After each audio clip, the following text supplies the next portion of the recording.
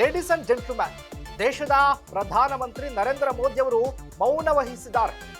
ಎಲ್ಲೋ ಒಂದು ಕಡೆ ಲೋಕಸಭೆಯಲ್ಲಿ ಆದ ಕೋಲಾಹಲ, ಅಲ್ಲೋಲ ಕಲ್ಲೋಲ, ಒಂದು ಕಡೆ ಶಿಷ್ಟಾಚಾರ ಉಲ್ಲಂಘನೆ ಆರೋಪ ಏನಾಗ್ತಾ ಇದೆ ದೇಶದಲ್ಲಿ. ಮೋದಿ ಅವರು ದಿವ್ಯ ಮೌನವನ್ನ ವಹಿಸಿರೋದಕ್ಕೆ ಕಾರಣ ಏನು? ಇದೇ ಫೋಕಸ್ನ ಎಕ್ಸ್ಕ್ಲೂಸಿವ್ ಸ್ಟೋರಿ, ಮೋದಿ ದಿವ್ಯ ಮೌನ. ಎಸ್ ವೀಕ್ಷಕರೇ, ನೆಲ ಜಲ ಭಾಷೆಗಾಗಿ ಪ್ರಾಮಾಣಿಕ ಪತ್ರಿಕೋದ್ಯಮ. ನೀವು ನೋಡ್ತಾ ಇದ್ದೀರಾ ಫೋಕಸ್ ಟಿವಿ. ನಾನು ಶಿವು ರಾನರಾಪುರ.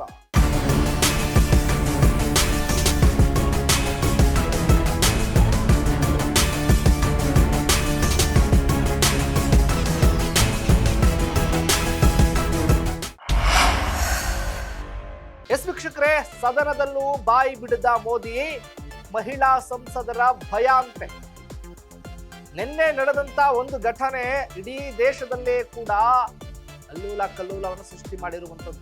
ಚರ್ಚೆಯಲ್ಲಿ ಒಬ್ಬ ದೇಶದ ಪ್ರಧಾನಮಂತ್ರಿ ಈ ರೀತಿ ಮಾಡಿದ್ರ, ದೇಶದ ಪ್ರಧಾನಮಂತ್ರಿಗೆ ಸಾಮಾನ್ಯವಾಗಿ ಮಾಡಬೇಕಾಗಿರುವಂತ ಕರ್ತವ್ಯ ಮಾಡೋದಕ್ಕಾಗ್ಲಿಲ್ವಾ? ಅಥವಾ ಸದನದಲ್ಲಿ ಈ ರೀತಿ ಘಟನೆ ಆಗೋದಕ್ಕೆ ಕಾರಣ ಏನು? ಏನ್ ಮಾಡ್ಬೇಕಾಗಿತ್ತು ನರೇಂದ್ರ ಮೋದಿ ಅವರು? ಅಲ್ಲಿ ಮಹಿಳಾ ಸಂಸದರು ಘೇರಾವ್ ಹಾಕಿದ್ಯಾಕೆ? ಅವರ ಕೂತ್ಕೊಳ್ಳುವಂತ ಜಾಗದಲ್ಲಿ ಮುತ್ತಿಗೆ ಹಾಕಿದ್ಯಾಕೆ? ಭಯನ? ಹಾಗಾದ್ರೆ ಮಹಿಳಾ ಸಂಸದರ ಭಯ ಇದೆಯಾ? ಹಲವು ದೇಶಗಳು ಕೊಂಡಾಡುವಂತಹ ಭಾರತ ದೇಶದ ಹೆಮ್ಮೆಯ ಪ್ರಧಾನಮಂತ್ರಿ ನರೇಂದ್ರ ಮೋದಿ ಅವರಿಗೆ ಮಹಿಳಾ ಸಂಸದರ ಭಯನಾ? ಇದು ಪ್ರಶ್ನೆ.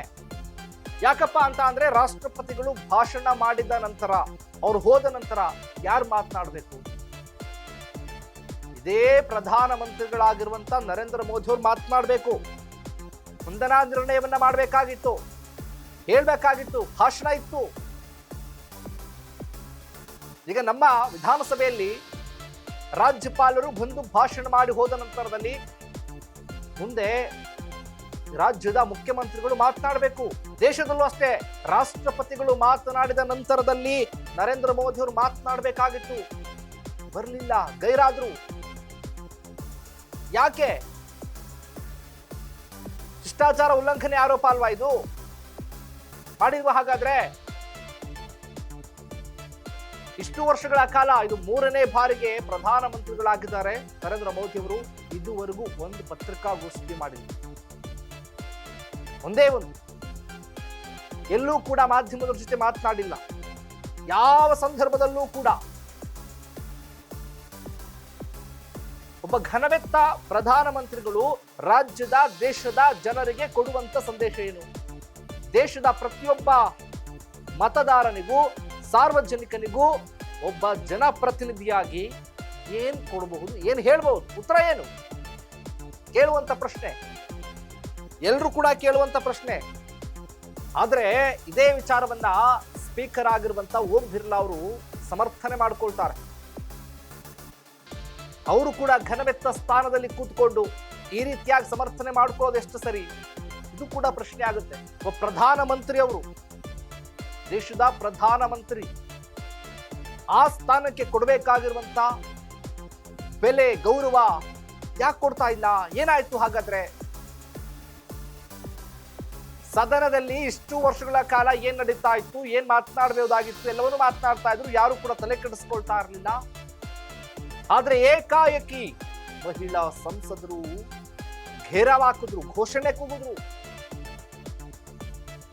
ಇದರಿಂದ ಈ ರೀತಿಯಾಗಿ ನೋಡೋದು. ಹಾಗಾದ್ರೆ ಒಂದ್ ಕಡೆ ರಾಹುಲ್ ಗಾಂಧಿ ಅವರು ಸದನದ ಬಾವಿಗಿಳಿದು ಹೋರಾಟ ಮಾಡ್ತಾರೆ. ಆದ್ರೆ ಇದೇ ಪ್ರಧಾನಮಂತ್ರಿ ನರೇಂದ್ರ ಮೋದಿ ಅವರು ಮಾತನಾಡಲ್ಲ. ಸಮರ್ಥನೆ ಯಾವ ರೀತಿ ಮಾಡ್ಕೊಳ್ತಾರೆ ಅಂದ್ರೆ, ನಾನೇ ಹೇಳಿದ್ದೆ, ಕಾಂಗ್ರೆಸ್ನವರು ಬೇರೆ ರೀತಿಯ ಪ್ಲಾನ್ ಮಾಡ್ಕೊಂಡಿದ್ದಾರೆ, ಏನಾದ್ರು ಅಚಾನಕ್ ಆಗಿ ಏನಾದ್ರು ಆಗಬಹುದು, ಹಾಗಾಗಿ ನಾನೇ ಗೈರಾಗಬೇಕು ಅಂತ ಹೇಳಿದ್ದೆ ಅನ್ನುವಂತ ಲೆಕ್ಕಾಚಾರದ ಮಾತುಕತೆಗೂ ಕೂಡ ಚರ್ಚೆ ಆಗ್ತಾ ಇದೆ. ಇದೇ ಸ್ಪೀಕರ್ ಓಂ ಬಿರ್ಲಾ ಅವರ ವಿರುದ್ಧ ಶಿಷ್ಟಾಚಾರ ಉಲ್ಲಂಘನೆ ಮಾಡಬಹುದಾಗಾದ್ರೆ, ಸಂವಿಧಾನದ ವಿರುದ್ಧವಾಗಿ ನಡ್ಕೊಳ್ಬಹುದಾಗಾದ್ರೆ, ಸಂವಿಧಾನವನ್ನ ಪ್ರತಿಯನ್ನ ಹಿಡ್ಕೊಂಡು ಓದಿ ಅದರ ಮೇಲೆ ಪ್ರಮಾಣ ಮಾಡಿ ಪ್ರಧಾನಮಂತ್ರಿ ಸ್ಥಾನವನ್ನ ಪಡ್ಕೊಂಡಂತ ಪ್ರಧಾನಮಂತ್ರಿ ನರೇಂದ್ರ ಮೋದಿ ಅವರು ಈ ರೀತಿ ಅಗೌರವ ತೋರಿಸಬಹುದಾಗಾದ್ರೆ, I don't think PM will have the guts to come to the Lok Sabha today. Because if he comes, I'm going to give him this book. So if PM comes, I will go physically and hand him this book so he can read it. And उनको पता लग जाए कि उनकी सच्चाई क्या है, देश को पता लग जाए। और हमारे एलओपी को जब तक बोलने नहीं दिया जाएगा तब तक हम इनको भी नहीं बोलने देंगे। कल की घटना देश ने देखी है, किस तरीके से महिला सदस्य वहां तक पहुंची है। ये कोई उचित नहीं था और ये सदन की गरिमा के अनुकूल भी नहीं था। ಇದು ಅದಾದ ನಂತರದಲ್ಲಿ ಕಾಲ್ ಕಿತ್ತು ಬಿಟ್ಟಿದ್ದಾರೆ. ಉತ್ತರ ಇಲ್ಲ. ಇಡೀ ದೇಶದ ಜನರಿಗೆ ಉತ್ತರ ಕೊಡಬೇಕೀಗ. ಉತ್ತರ ಏನು? ದೇಶದ ಜನರಿಗೆ ಕೊಡುವಂತ ಉತ್ತರ ಏನು? ಏನ್ ಕೊಡ್ತಾರೆ? ಏನ್ ಕೊಡಬಹುದು? ಏನೂ ಇಲ್ಲ.